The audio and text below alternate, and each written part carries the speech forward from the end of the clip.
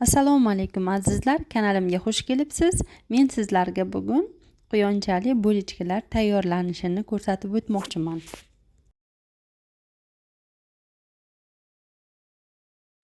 Qanunda boshladik. 1 stakan iliq sutimizni idishimizga quyib olib, 60 gram shakar, 200 gram dro'jja solib yaxshilab aralashtirib olamiz. Va undan so'ng 60 gram sariyog'imizni eritib olib, idishimizga quyamiz. Va 1 choy qoshiq tuz, 1 dona tuxum,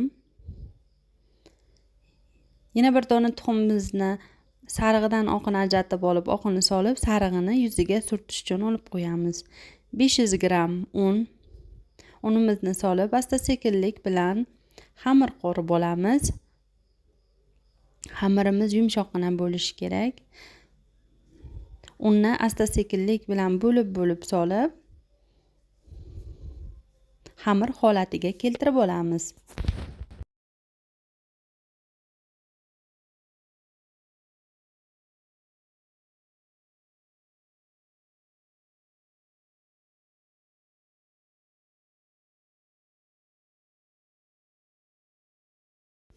Mana xamirimiz tayyor. Ana endi xamirimizni yaxshilab ishlov beramiz.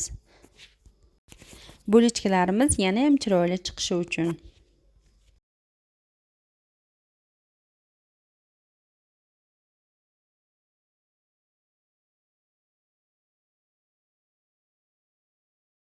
Ana endi idishimizni yog'lab, tayyor xamirimizni 1-2 soatga tindirishga iliq joyga olib qo'yamiz.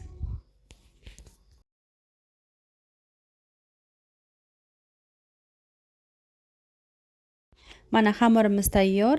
Xamirimizni bo'laklarga bo'lab olib, aylana shakliga keltirib olamiz va yana 10-15 daqiqada tindirishga qo'yamiz.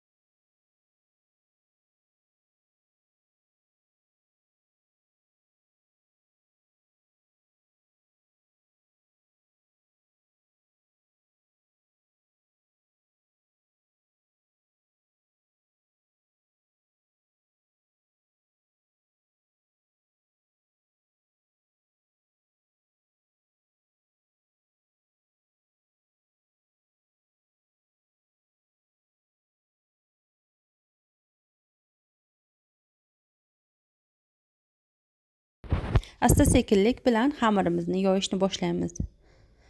Xamirimizni shu shaklda yoyib olamiz va rulet shaklida o'rab olamiz. O'rab olgan xamirimizni ochilib ketmasligi uchun yaxshilab biriktirib, uzun arqon holatiga keltirib olamiz. Xamirimizni ikki buklab, orasidan sosiskalarimizni o'tkazib olib, orqasini tugamiz. Va quloqlariga yaxshilab ishlov beramiz.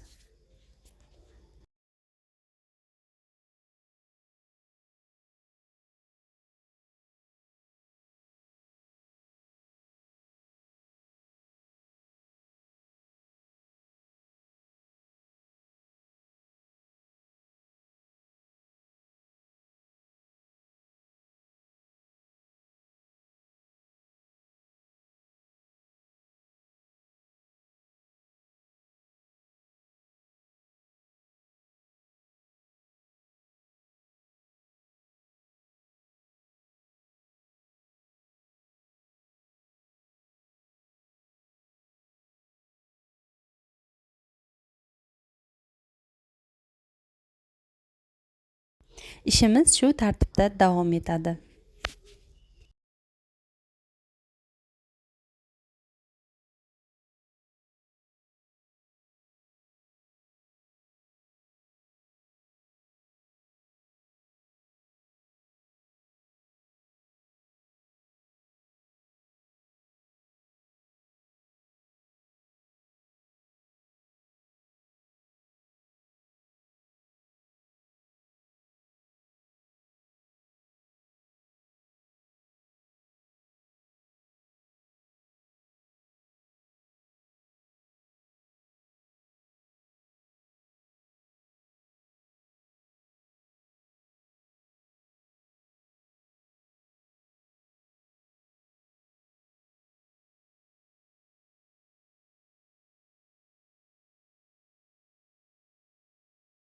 Ana endi tayyor bulochkalarimizni yana 10 minut tindirishga qo'yamiz va undan so'ng tuxum sarig'ini surtib olib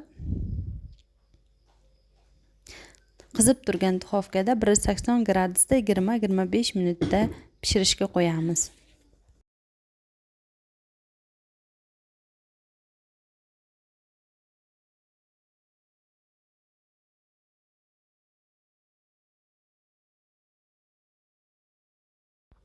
Mana bulochkalarimiz ham pishib chiqdi.